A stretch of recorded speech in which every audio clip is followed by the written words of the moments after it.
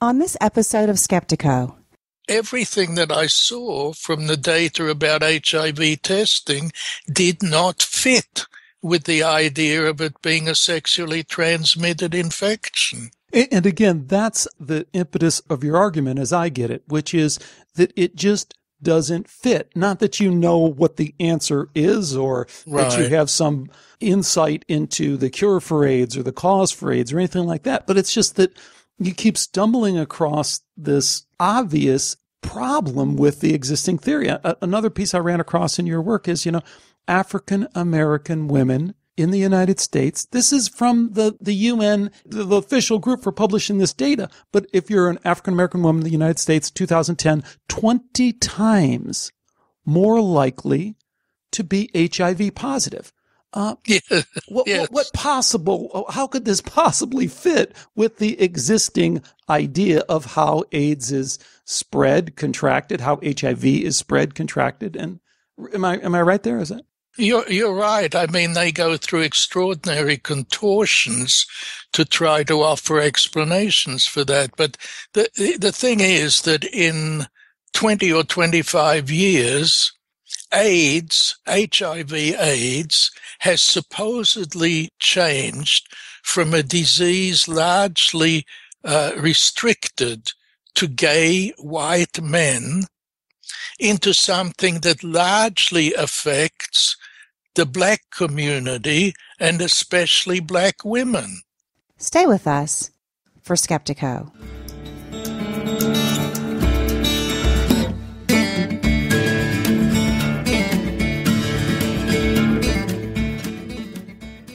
Welcome to Skeptiko, where we explore controversial science with leading researchers, thinkers, and their critics.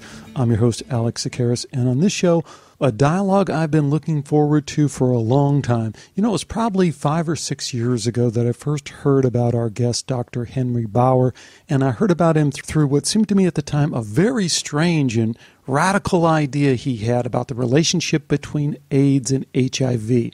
Now, my journey through that, I think, is kind of telling because it's about my Skeptiko journey in general, and that I heard this guy and I realized right away that he had some very solid credentials and he seemed like a really smart guy, and he was associated with the Society for Scientific Exploration, an organization I knew that had very high standards, and yet he was saying this really radical thing. And I investigated it, but I really only scratched the surface, and then I did something.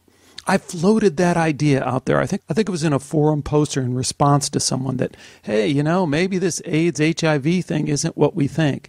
And I just got beaten down, battered by whoever responded and said, you idiot, here is this and here is this research, and you don't know what you're talking about.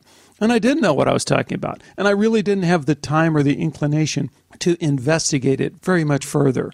But I always had it in the back of my mind. So when the opportunity came up to talk to Dr. Bauer, and I got my hands on his book, Dogmatism in Science and Medicine, I saw it as a real opportunity for the new 3.0 me, who is a little bit smarter, a little bit more savvy about how these research monopolies and knowledge cartels are formed and protected and how dogmatism in science exists. I thought it was a great opportunity to jump in and investigate it through this dialogue, and I'm really glad I did. I hope you'll enjoy this dialogue. We talk about a number of things, including why science is so dogmatic, how bad it really is for dissenters. Spoiler alert, it's really, really bad. I know I sometimes sound very pessimistic about the prospects for science. I think I'm even more so after hearing some of the tales that Dr. Bauer has to tell. We also talk about what can be done. I'm not sure much can, but Dr. Bauer has some ideas. And a little bit about the specific case of the relationship between AIDS and HIV, which I think is fascinating because, as you'll find out, the big picture data doesn't really support what you've been told about that relationship. So I greatly enjoyed this dialogue. I hope you'll enjoy it too. Here's my conversation with Dr. Henry Bauer. Today we welcome Dr. Henry Bauer to Skeptiko. Dr. Bauer is a distinguished academic, a chemist by training, whose interest in science studies led him to become the Dean of Arts and Sciences at Virginia Tech. He's the author of several books, including Dogmatism in Science and Medicine: How Dominant Theories Monopolize Research and Stifle the Search for Truth. Henry, it's a great pleasure to have you on Skeptiko. Thanks so much for joining me. Well, thank you very much for having me. So, your book covers a topic that I think many of our listeners are going to be very familiar with. That is the dogmatism that you find in science, or I guess I always say science as we know it, because science means a lot of different things to a lot of different people. And when you start bashing science, a lot of people want to talk about the pure science and the ideals of science. But I've always maintained that we can only talk about the science that we deal with, that we confront in our day-to-day lives, that we confront in universities, that is taught to us and to our kids and all the rest of that. So, and I think that's the science that you're really talking about. Yeah, exactly. And that's one of the most important points, that people's general impression of science has to do with ideals, and ideals that were based on science several centuries ago, and it's just not applicable to science nowadays. Can you tell us a little bit, Henry, how you first became interested in these ideas? I get the sense that you're maybe a little bit of a contrarian to begin with, but I mean, here you are, you're moving along as a professional, an academic, and all these ideas that you're talking about really couldn't have, you must have saw early on that these were not good career moves for you to kind of take these positions. Absolutely not. And I actually didn't start life as a contrarian, I don't believe. I was turned on to chemistry in high school and went through the usual sort of training and postdoc, and did research and taught chemistry, and but I always read very widely.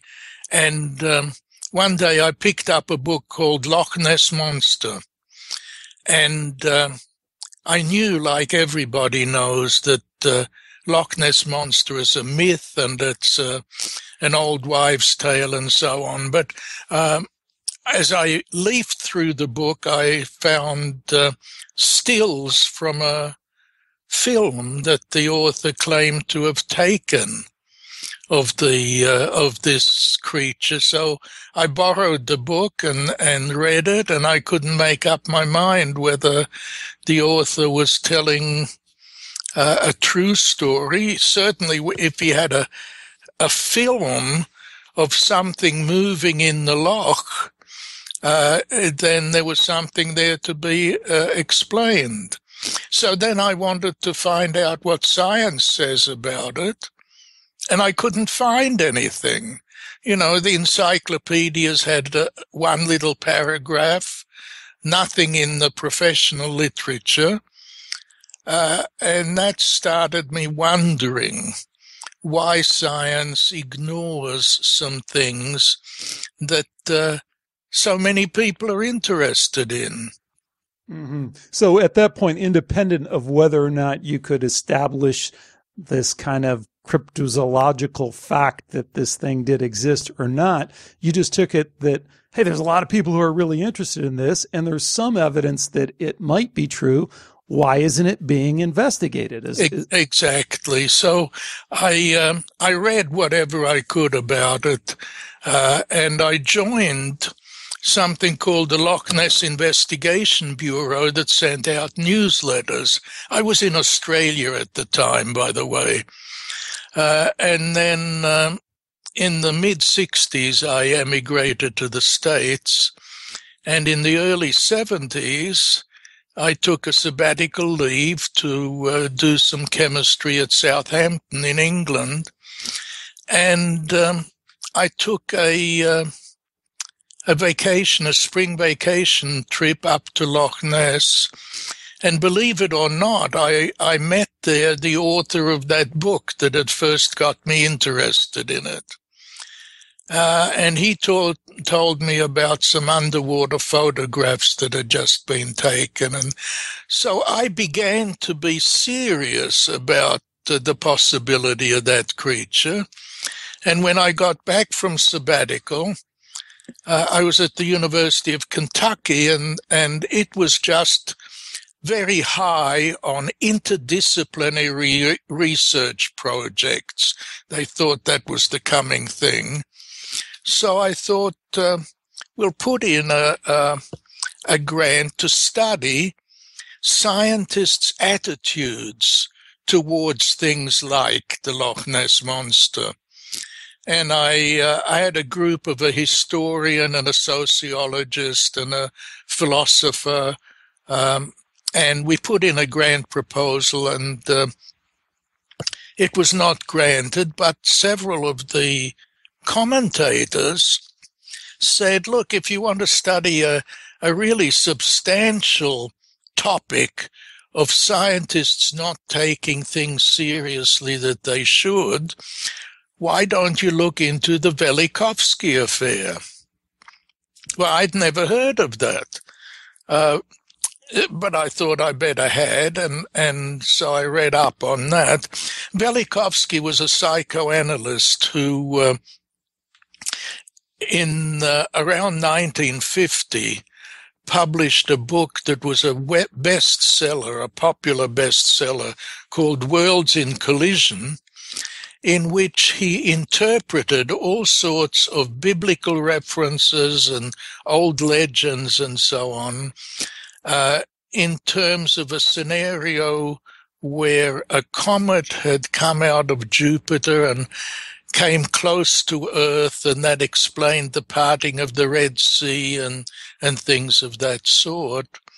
And of course, he was viciously attacked by scientists. But when I read about their attacks, I was taken aback, because what they were doing were really criticizing Velikovsky's qualifications, his approaches and so on, but they were not really grappling with the specific substantive claims he had made, like that Venus would turn out to be hotter than people presently thought, and that Jupiter would be found to be issuing radio noise, which was not known at that time. So it seemed to me that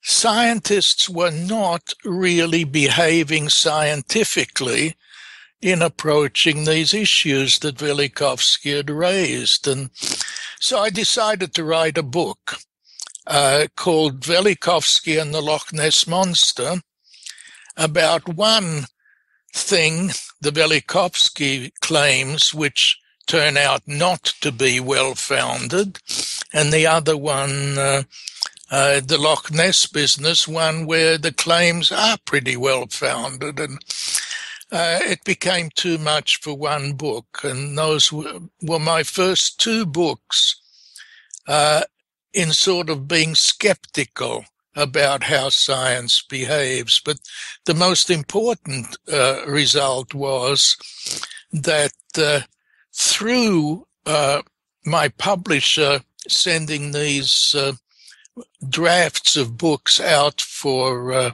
critiquing, I met Marcello Truzzi, who was a sociologist long interested in scientific unorthodoxies, and he was in on a newly founded society, the Society for Scientific Exploration.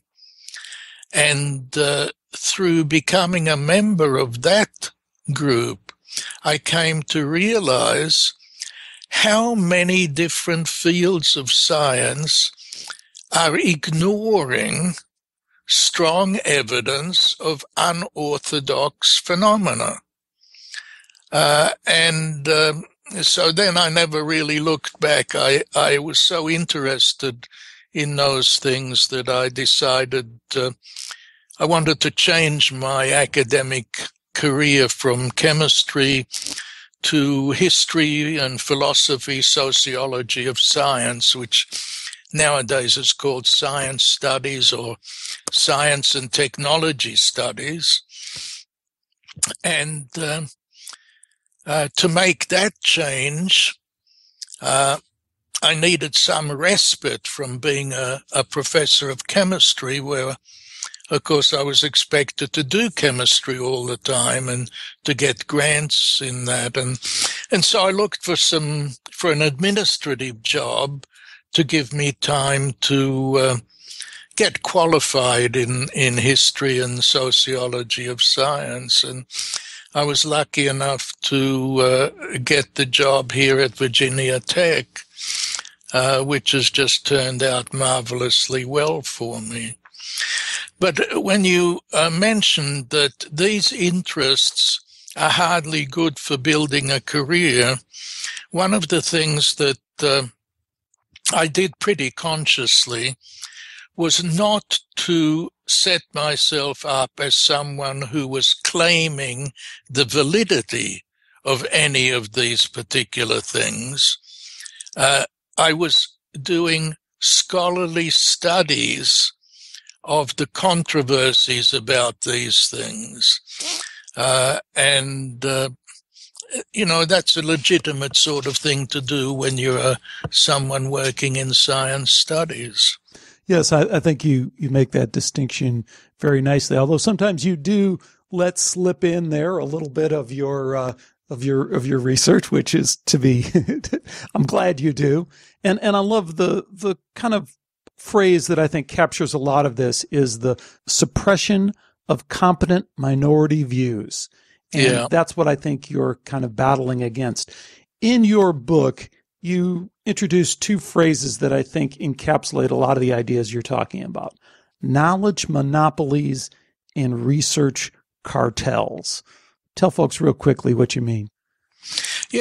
Knowledge monopolies I would define as something that has come to be so generally accepted that almost everybody believes it to be true, and anybody who denies it is more or less automatically regarded as a kook. A couple of quick examples that you mentioned in the book and that some people will be familiar with. One is HIV causes AIDS. Second, global warming. A third is Big Bang Theory. All of these are outlined in the book, and I think, the position you take is not coming out strongly that a particular contrary view deserves our overthrowing of the consensus view, but just that there needs to be more of a give and take of exploring the incompleteness of the accepted knowledge monopolies. Would you agree with that? Yes, exactly. I think I acknowledge that I personally happen to be on the dissident side of those things. But the point of the book is not to convince other people of that. It is to convince people that there hasn't been a proper engagement between the mainstream view and the dissident view. That's really the crux of the problem, that you can publish critiques even in some pretty well-established publishing houses, but you cannot force the prevailing experts to answer. And so you have these, in effect, research cartels, because nowadays it's very difficult to find any areas in which you can do research without considerable resources, which means that the research that gets done is pretty much determined by the people who hold the purse strings. And those people take their advice, of course, from the recognized mainstream experts. So there's a lack of a forum, a lack of a place where the two or more points of view can engage in a substantive way, where they can argue in a way that they're forced to answer one another specifically, that they cannot evade one another. And I've come more and more to the notion that what we need is a so-called science court. This is something that was actually proposed 50 or more years ago. Just after the Second World War, there was a lot of to-do about the possible safety or otherwise of nuclear power.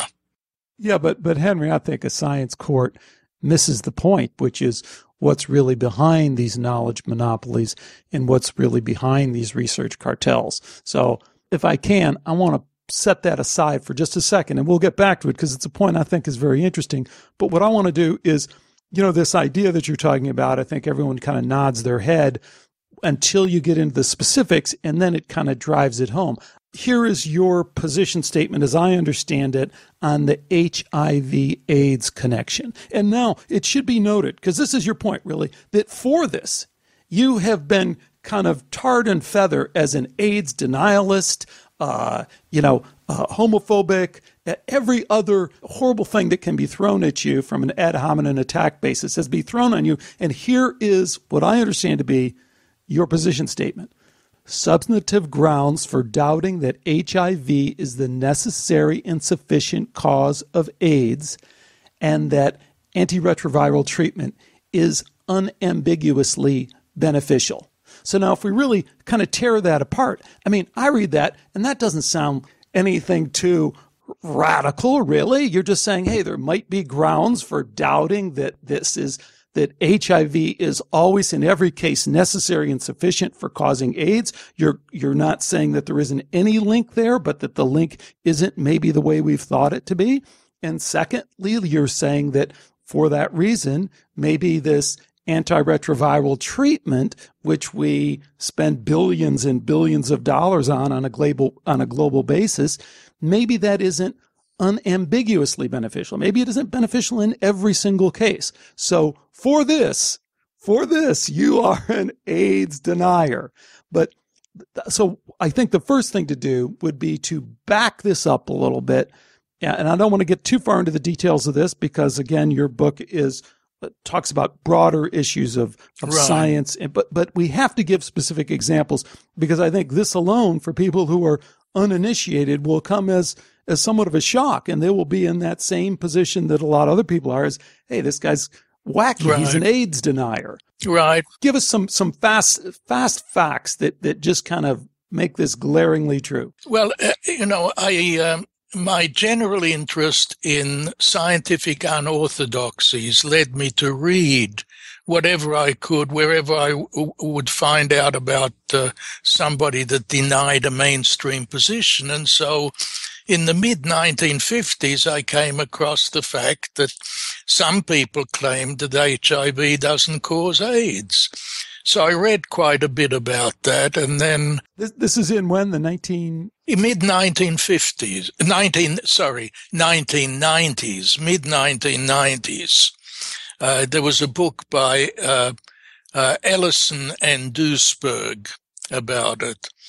And so, it was interesting. I didn't come down on one side or the other, but around 2003 or 2004, Harvey Bialy published what he called a scientific biography of Peter Duisberg, who was the main dissident against HIV-AIDS theory. And in that book, there was a statement that I knew simply couldn't be true.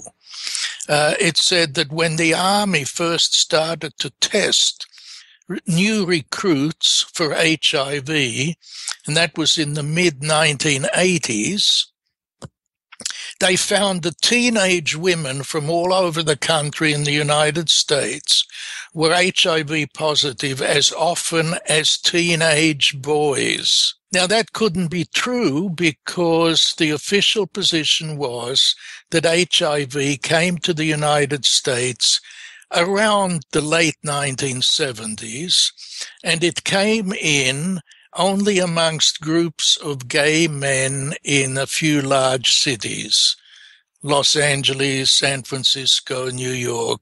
Well, a sexually transmitted disease largely transmitted among gay men could not possibly have spread all over the United States in half a dozen years in such a way that you would find teenage women in Montana being HIV positive as often as teenage boys there.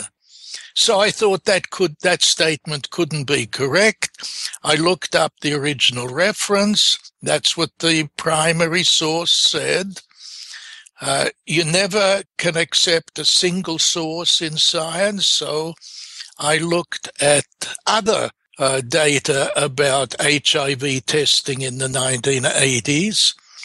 And I tell you this, it became the most emotionally difficult time that I can remember as an adult, because everything that I saw from the data about HIV testing did not fit with the idea of it being a sexually transmitted infection. And again, that's, I think, the impetus of your argument, as I get it, which is that it just doesn't fit. Not that you know what the answer is, or that you have some insight into the cure for AIDS or the cause for AIDS or anything like that, but it's just that you keep stumbling across this obvious problem with the existing theory. Another piece I ran across in your work is, African American women in the United States. This is from the UN, the official group for publishing this data. But if you're an African American woman in the United States, 2010, 20 times more likely to be HIV positive.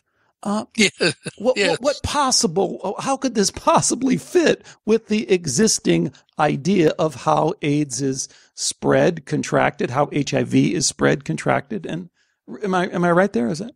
You're right. I mean, they go through extraordinary contortions to try to offer explanations for that. But the thing is that in 20 or 25 years, HIV-AIDS has supposedly changed from a disease largely restricted to gay white men into something that largely affects the black community and especially black women.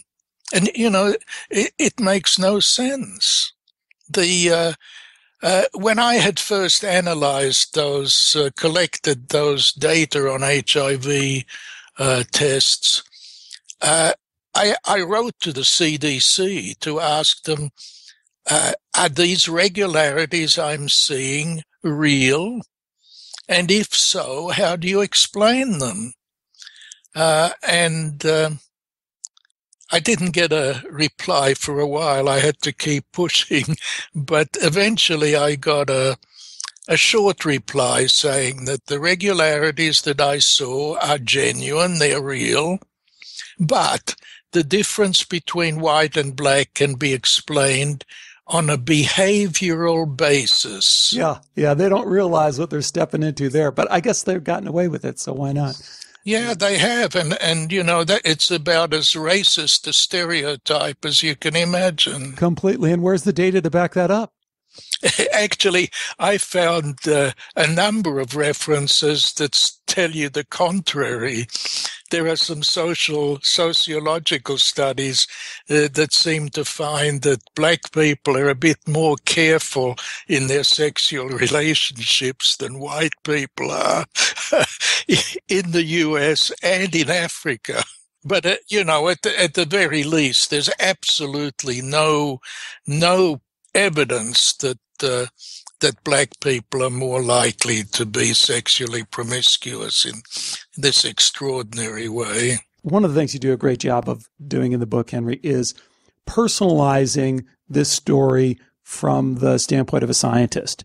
And tell us a little bit about what you've encountered, because you have run across people who have been blindsided by this. I mean, they're competent, hardworking scientists that are kind of plugging along in their field, and they unknowingly stumble into a situation where they find themselves running up against one of these monopolies, and they really are blindsided, aren't they? They tell us some of the cases you run into. Absolutely blindsided. I mean, Peter Duisberg is the outstanding example of that. He was one of the most widely acclaimed virologists, in fact, retrovirologists. He got one of the most eminent research grants from the National Institutes of Health, a grant that gets you funded for 7 years without you having to reapply for it. He was elected to the National Academy of Sciences as a relatively young researcher. And all that happened was that when in the early days of the AIDS discovery, he wrote an article from the basis of his knowledge of retroviruses, saying, a retrovirus can't do what it's being claimed it can do. All of a sudden, he was excommunicated. Robert Gallo, who was head of the National Cancer Institute, who had introduced Duisberg in glowing terms for a seminar a little while earlier, turned round completely and would not even discuss the question with Duisberg. In fact, he and other people actually threatened to boycott conferences if Duisberg was allowed to attend. Totally extraordinary situation. Gordon Stewart is a British or Scottish epidemiologist who was a consultant to the World Health Organization, amongst other things.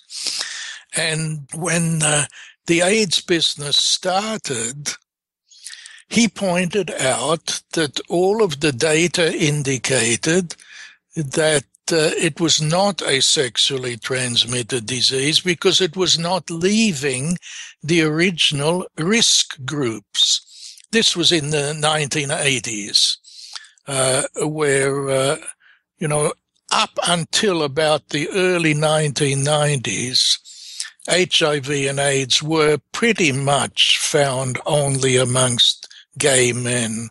In Britain, where Stewart was taking the data, as well as in the United States, and Stewart was unable to get his studies published, even though he was personally known to people in the professional societies, and as I say, he had had an eminent career as an epidemiologist. Here he was writing about epidemiology, his specialty, and he was being suppressed. He wasn't being listened to.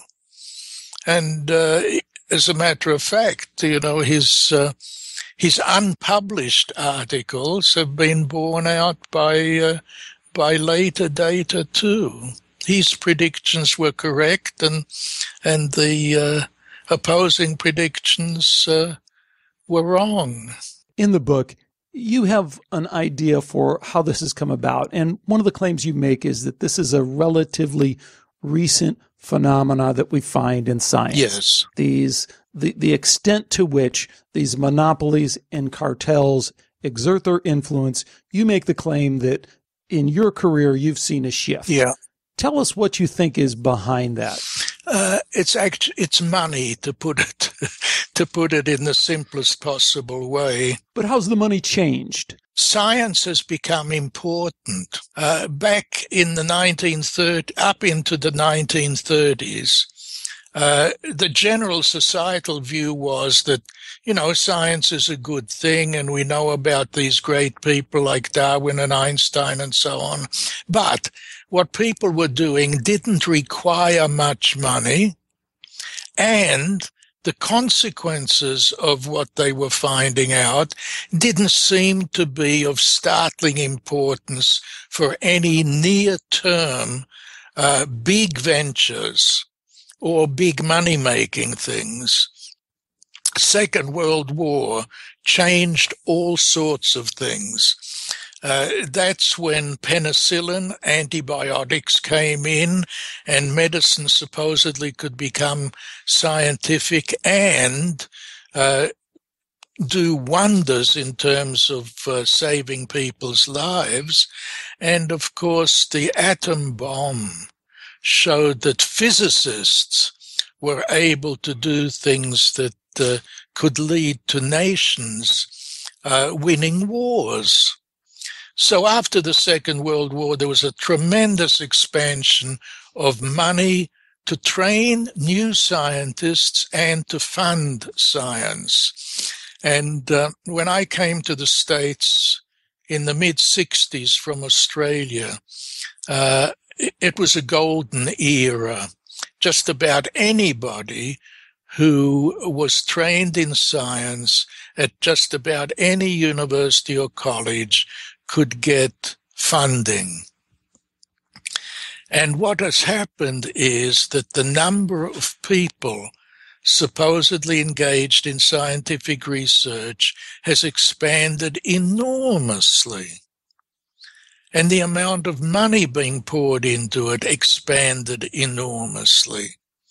And then there came a bit of a crisis because the amount of resources just couldn't keep up with the demand. Well, with the demand in one respect, I think the scenario you paint very nicely is that in some respects, I see it as a kind of classic labor versus management issue. And that, yeah, there's this period where there's this just kind of free money, everyone's flowing around, and then people are learning where to find the cheese. So they're kind of following the path and get more research grants, get more publications, get more students, churn out more PhDs. And everyone's kind of going along these assumptions. And at one point, somebody turns around and shuts down the faucet on the money and says, hey, we need to get some results off of this. Again, classic management employees. Right. The labor pool is saying, we just want to do our job. We just want to be creative. And management is saying, hey, it's up to my bottom line. I want to make money off of it. Yes, that's part of it. But there is also another part of it, and that is that so many research universities got established, or other colleges turned into research universities. And all of those wanted to pour out as many graduates and potential researchers as possible, but the market was saturated. Right. There were about 115 or so PhD granting universities in the 1940s, and 30 years later in the United States, there were 3 times as many. So, and the cutthroat nature of research now goes like this. If you're a biologist and you're applying for a grant to the National Institutes of Health, which is the main funding source, your chances of getting a grant are less than 1 in 5. Think about that. Mm-hmm. Furthermore, the average age at which a young or new investigator gets their own individual grant as a principal investigator is in the early 40s. You're essentially in a limbo depending on other people until you're in your early 40s. I mean, it's become a ridiculously cutthroat and ineffective situation. Well, it just shifts the power more and more to those funding agencies, be they the National Institute for Health or Big Pharma or Big Oil or Big whoever. They now can really demand more and influence more, and that's not necessarily healthy. That's right. They control things, and the people who control things, including the established people in academia, are not going to give up their status and their privileges. And part of that status and privilege, of course, depends on the theories that they claim to be true. So we've got a circumstance where new ideas don't just meet the normal sort of resistance that human beings have to new ideas, but the old ideas are entrenched by a tremendous group of vested interests who control the funding and the publication and the promotion and so on. And that's really kind of a tricky issue, isn't it? Because I think we're conditioned to think that science is all about innovation, but also that industry is all about innovation, and that these breakthrough products and breakthrough technologies are what's really driving industry. And when you really pull it apart like you do, you really find that in many respects, industry is anti-innovation, especially disruptive technologies. So if you're, for example, in the business of refining and distributing oil products, then you really don't have a strong vested interest in low energy nuclear reaction or cold fusion, as it's known.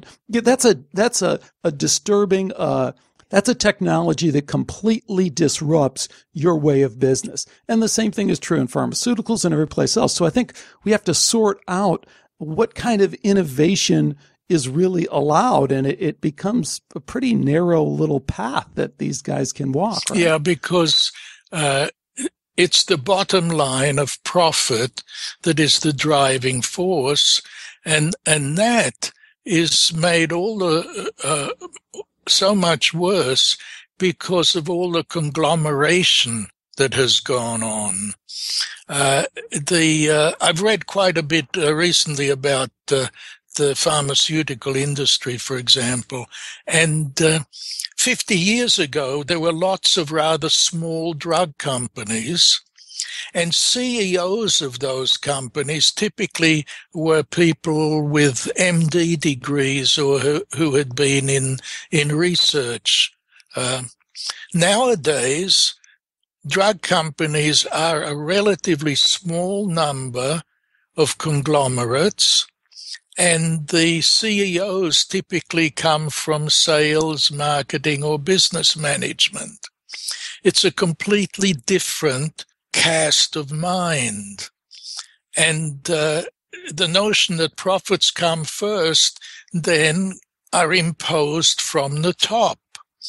When people worry or criticize government bureaucracy, it's not generally recognized that bureaucracy is just as bad in large companies. You get bureaucracy whenever there are big enterprises, and you've got hierarchies, and you've got subdivisions, and you've got separation of responsibilities. And so you can have some very dysfunctional situations coming about. Well, let's talk a little bit about conspiracies, because you pull up short of drawing the line between these instances of dogmatism and monopolies and cartels in science and medicine and what are commonly referred to as conspiracy theories. In fact, you say knowledge monopolies are not willful conspiracies. Now, that sounds nice and safe, but is that really the case? Well, I define conspiracy as people deliberately bringing about circumstances that they fully know are purely for their own benefit and not to anybody else's. Well, that's a pretty that's a pretty narrow description, and it gets into be a slippery slope. Let me throw out a story. Yeah. Let me tell you a story, one that I'm sure you're probably familiar with, but there's probably many listeners who are not. And that's in 1985, Monsanto purchased a little company called Searle & Company because they had a patent on aspartame. You know, the little NutraSweet, Yeah. the little blue thing, right? And the FDA had already banned aspartame because it was unsafe. But they went out, Monsanto and Searle went out, and they hired Donald Rumsfeld, former Secretary of State Donald Rumsfeld. There is no Building 7. What's Building 7? Donald Rumsfeld, that guy, who vowed to call in his markers. Those were his words to get it approved. Now, what's the result of that? If you go down any supermarket and pick up a can of Diet Coke, Diet Pepsi, any soft drink, and you read the back of it, it's got aspartame on it. You go to any restaurant, you get those little blue packets, aspartame. So here's a case where this is clearly a conspiracy. Science is the pawn in the game. But what's really going on is big business. Billions of dollars made by Searle and Monsanto, millions and millions of dollars made by Rumsfeld. Many people don't realize the wealth that guy accumulated from this single coup that he was able to pull off in terms of doing an end run on the FDA. Doesn't this kind of stuff go on time and time again, and it's just underneath our personal radar? Well, Rumsfeld, by the way, is also making money through Gilead, which is one of the biggest manufacturers of the antiretroviral drugs, and in particular those that are being currently touted as a prevention against infection. But do you think Rumsfeld believed he was doing something wrong? See, I don't. I think human beings have a tremendous capacity for not seeing facts that contradict what their beliefs are, and a way of just shoving aside, not thinking about unpleasant things. Here's a possible scenario. Somebody comes to Rumsfeld and says, look, aspartame has got a bad reputation, an undeservedly bad reputation. Here are a couple of my well-qualified friends who can tell you about that. Can you help us to get around this situation? Absolutely. I mean, in some respects, though, you're defining in the clearest way the origins of evil, right? I mean, however you define evil, I mean, that is it. It's always the end justifies the means, and every act that we could have, the most horrible acts that we can imagine, are justified in just that way. Right. It's what I would say is that human beings have we all have a capacity to get caught up in things where later we would wish we hadn't, and that one part of what we need as a solution is a systemic situation where things can be done openly and where responsibility is seen to lie clearly. Secrecy is a great help to the wrong things being done. Some of the people who have written about what's wrong with present-day medicine have pointed out that clinical trials of drugs can be carried out without the results being published if the people who carried them out don't want to publish them.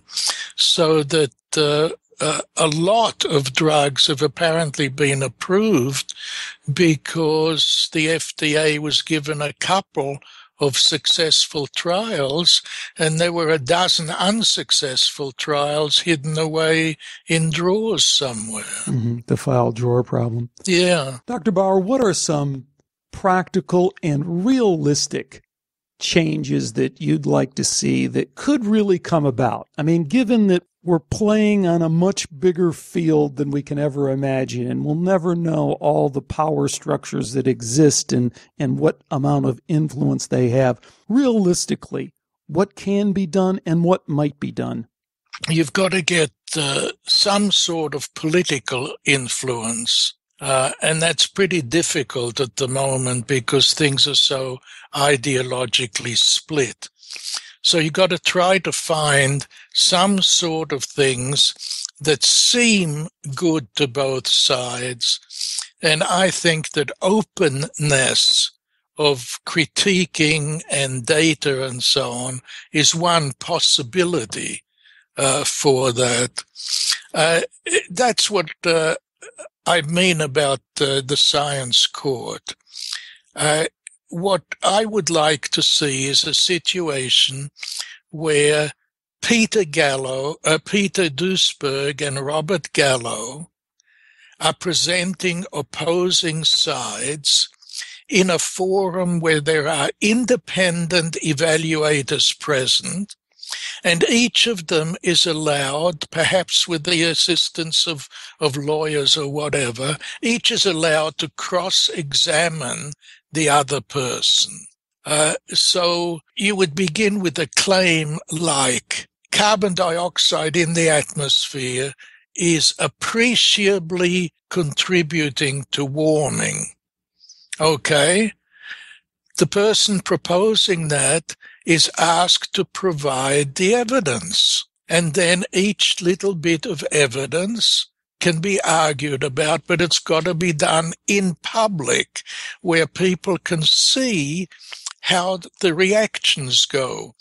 You know, one of the things I'm trying to tell people is you should not be afraid of judging technical issues. What you can do is you can look at the way in which people respond.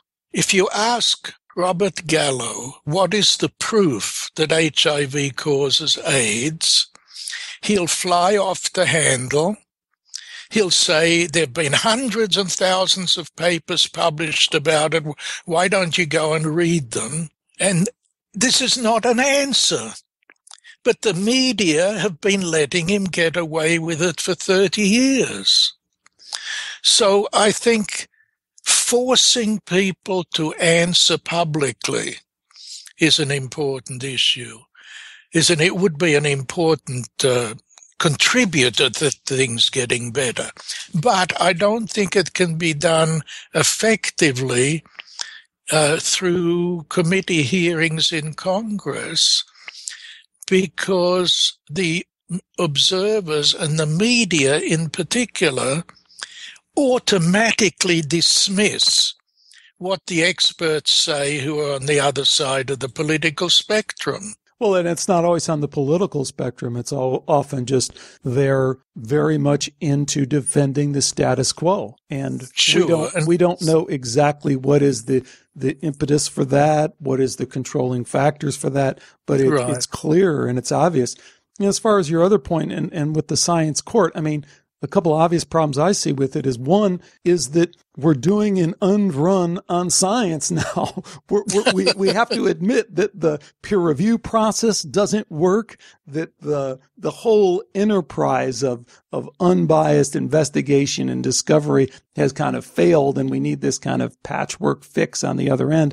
I think a lot of people would have problems with that. But the bigger problem I see is the one that you mentioned, and I've experienced it in a small way on this show, and that's that what I've found is that when people don't talk, they're admitting defeat. So on so many controversial issues I've tackled, I've been able to get one person on board, and then when you try and get the other person on board, they go for a little while until they see that they really don't have a position, and then they back off, and they don't want to come out and publicly be exposed for their position. And they'll make all sorts of ruckus on the internet, and they'll say all sorts of inflammatory, outrageous things. But when you say, okay, let's engage, we'll do it on a neutral site, we'll do it on another show, I don't have to be involved, I'll just bring these two experts together.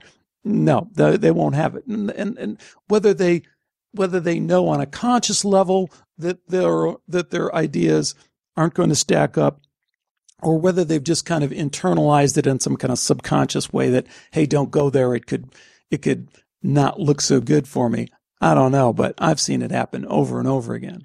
Yes, exactly. And that's precisely why we need some sort of a forum that, on the one hand, has social authority, and on the other hand, is not one-sided or biased. And the court system seems to be the best way that we've found so far of doing something like that, where, the important thing in the court system is people cannot really evade the issues, and proceedings are open so that everybody can be informed about what is going on.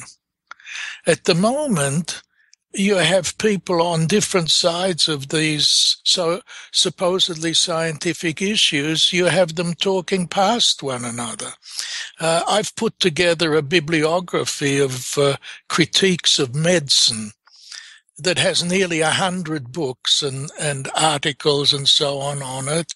And some of these books are by editors of the New England Journal of Medicine, professors at Harvard, eminent people publishing books from mainstream respected publishers, and nothing changes. They have pointed out the ills that have come from the domination by the pharmaceutical industry. They've given chapter and verse about it. They've documented fines that have been paid and how the drug companies' behavior has not changed after they pay these fines because they're trivial compared to the profits they make from the illegal marketing and so on. But all of these books, many of them published in the last decade or so, it's really increasing dramatically. It hasn't changed. The mainstream professional associations and so on feel no need to respond. Yeah, that's really, I think, one of the real dramatic changes and shifts is that dissent isn't what it used to be. It isn't valued the way it used to be. And in fact, it's turned the other way around where no one does feel a need to kind of respond to the dissenters, other than if they can make a fool out of them or put them down. But the dissent is gone. Right. So, Dr. Bauer, where does this work take you from here? Obviously, you're still a part of the SSE, which is an important organization in advancing a lot of these ideas that don't fit in the mainstream, and you're still involved with that. Where is your work taking you? What are some of the topics that have really popped up into your radar as areas that maybe need our attention in terms of knowledge monopolies and research cartels?